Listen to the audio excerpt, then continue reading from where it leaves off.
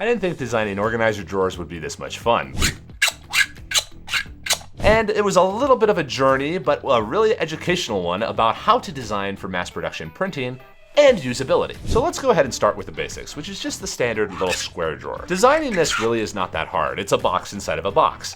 But when designing this box, you have to think about the print orientation. Most people will end up printing these as two separate pieces where like this part is vertical and this part is horizontal. And that's a really bad way to do it if you want to make a lot of them, because now you have two separate parts. But what if they were just one part?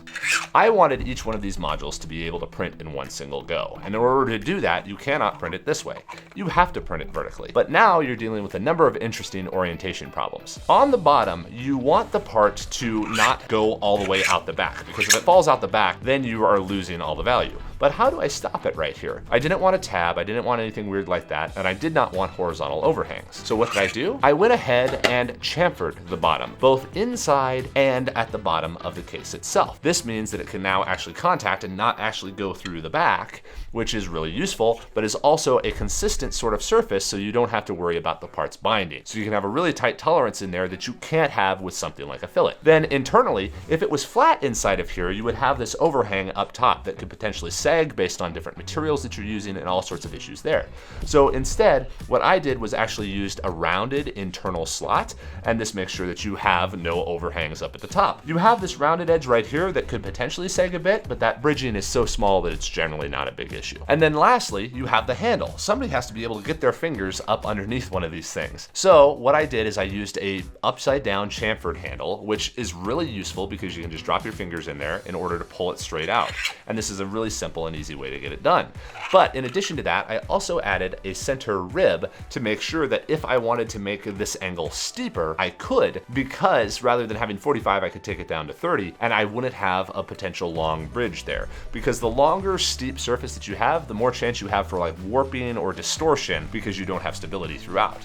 But this does create an issue down below here where you can have shrink lines from that extra material. But that is for a different video coming up. So let's go ahead and just skip that, and you can subscribe to see that video when we release it. But the square design is very easy to design, and it's useful. And of course we go through and fillet all the vertical edges, as you should do to make it reliable. But what's really useful about the square design is it's super configurable. You can go ahead and change its shape and dimensions very easily so that you can knock out different versions of these drawers, and everything still works without having to worry about redimensioning all this stuff. And the square is also just super stackable. So once this module is done, you can combine them up and pattern them up in order to create different amounts of cases and organizer bins for your individual workspace. But the square is boring. This doesn't look good. I don't really want it in my shop, and you can get this made way faster for 20 bucks off of an Amazon thing. So why would you want to 3D print this?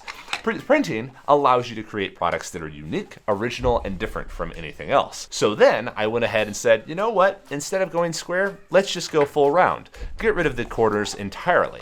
And now you can make something that is a lot more interesting looking. This one follows the exact same rules. The bottom of it is still chamfered. But then I went ahead and tried to put this nubbin on the bottom because I wanted it to twist and lock into there because it's just so satisfying to twist and then pull it out. Turns out I couldn't actually do it with this size because that nub is so small, and I wanted the walls to be so thin in order to save material that I couldn't actually get it to engage well enough while still having the tolerances that I wanted without a lot of grinding or a lot of binding of the layer lines. But you have the chamfer, it prints vertically just like this. On the top though, you end up with this flat surface right here. And I don't really like that. You don't want flat surfaces on tops of prints because if one thing goes wrong, you can see it up there, and this also just isn't very interesting.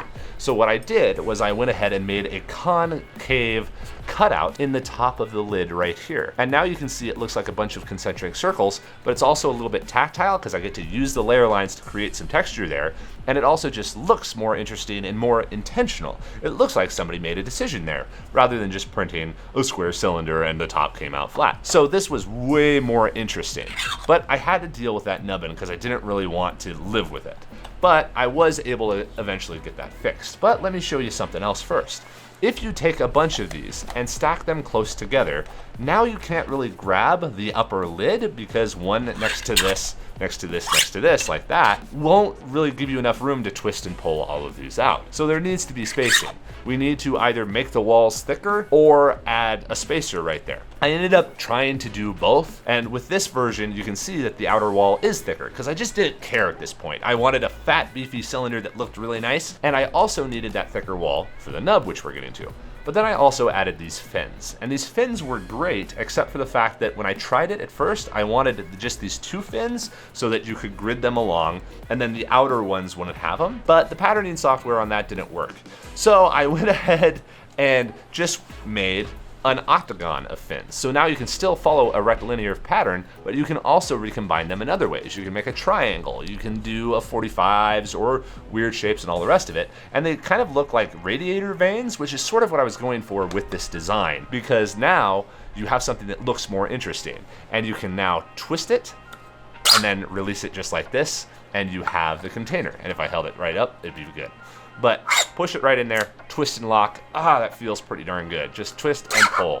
And now you have your organizer bin inside of there, and it can come out completely. And then on top of it, I added all of these small nubs along the top of the lid so that you have really good grip on it. And again, it doesn't look like just a standard cylinder, because that's just boring. And now you end up with a really satisfying sort of organizer bin that you hope has the weight to keep it balanced, which isn't great. So even though the cylinder is awesome because you don't have corners, so it can print quickly and reliably, and it looks cool, it's kind of impractical because you never really know the orientation that you're in, and you have to thicken the wall to put the nub on there and all this other stuff, which are kind of trade-offs. So I thought, okay, instead of using the fins around the outside to make this, I want something, this is gonna be a group of cylindrical parts sitting along like this. I was like, you know what, that kind of looks like a rocket launcher. So what if I just leaned into that and made something like this? I went ahead and just made an octagonal one, which has a circular base to it, but an octagonal outside, so that again, they can be stacked together. This one doesn't twist closed. I wanted it to look like a missile sitting inside of a silo. So you do that, but now you have a problem with a cone up on top. And the cone is not very easy to grab like that because you just can't get a good grip on it. So what I did was I added a small notch down on the bottom so that you can get your finger up underneath it, and there you go, and you're able to pull the cone straight out quickly and easily, and it looks like a bunch of rockets all lined up. But that also still wasn't it, because it's still circular. I had thought about making it a stretched oval so that it had an orientation, but that looked weird and wasn't very cool. So I thought, okay, these are all kind of like the simple primitives, the easy ways of designing organizers off of basic shapes. But what if I just wanted one that I wanted? Not just for organizing screws in a batch of a 9x3, but could actually just feels really good. And if I didn't care about really necessarily I still care about manufacturability, but if I didn't care about the use of material, which generally you shouldn't. Material is a very small part of the cost of the print. It's more about print time and other stuff. So I went ahead and said, okay, what I want is a drawer that sits underneath the edge of my desk so that I can just pull it out and there are my paper clips and anything else. And then I can stack up a batch of them to hold my phone, hold some paper clips, hold whatever other widgets or tools and pencils and pens underneath my desk. And I was like, okay, and I also don't want it to be square because this is super boring. So I went ahead and started with just a slanted design. I originally thought parallelogram, but then I thought better of it and just went for a trapezoid. And you end up with this design. I did not want a handle on the front. I thought I would maybe go with a push and pop, but those sorts of mechanisms require assembly, and I wanted this to all be print in one go. So I designed it just like the other ones, the same basic concept, where you have the vertical print chamfered to backside so that it can't push out the back. And then I had this main silhouette, which was trapezoidal. I went through, rounded the outer edges. I rounded them up to 1 millimeter. I should have gone a little bit smaller than that because I did want sharper corners on these, but live and learn. But then we get into the stuff that's kind of cool. On the bottom, I designed the bottom to have a handle. Since there's no handle on the front, I chamfered the front of it, which number one gives us a really great kind of texture there because you have the stair stepping of the layers, but it's really consistent, so it looks nice, and you have just a little bit of grip right there. You don't want to print it on its face like this because now you can have tolerance issues, so I wanted it printed vertically, and that angle was really good for that. And then underneath, I put this handle, which allows you to just grab it like this and then pull it out, and then you have this awesome drawer. Now the issue is, this undergrab grabbing handle was a little bit of an issue because now I had a bump inside of here. And what I did was I just covered up that bump with a single solid brick of stuff, which made it look so much better. But then I used this upper volume to cut out a nice little area for paper clips so that you have the small front area that's still useful, covers up the bump so you don't have a weird thing inside of your dish, and you're able to fully pull out the drawer. And of course, this can be stretched out longer and shorter, however you want to do it. But now I have this really, really clean and slick drawer, and if you do them in multiple different colors, they line up along each other, and now you can just put it up underneath your desk like this and just pull out the drawers as you need them to get whatever you happen to be using. But again, this created an interesting problem. Since I created these areas with thick material over on the other side and a wall through there, you end up with these shrink lines because that pulls in the outer edge more. But again, like and subscribe because in our next video, I'm gonna show a bunch of different ways of getting rid of those type of shrinking artifacts in parts. And this was all great, but now they're just files. I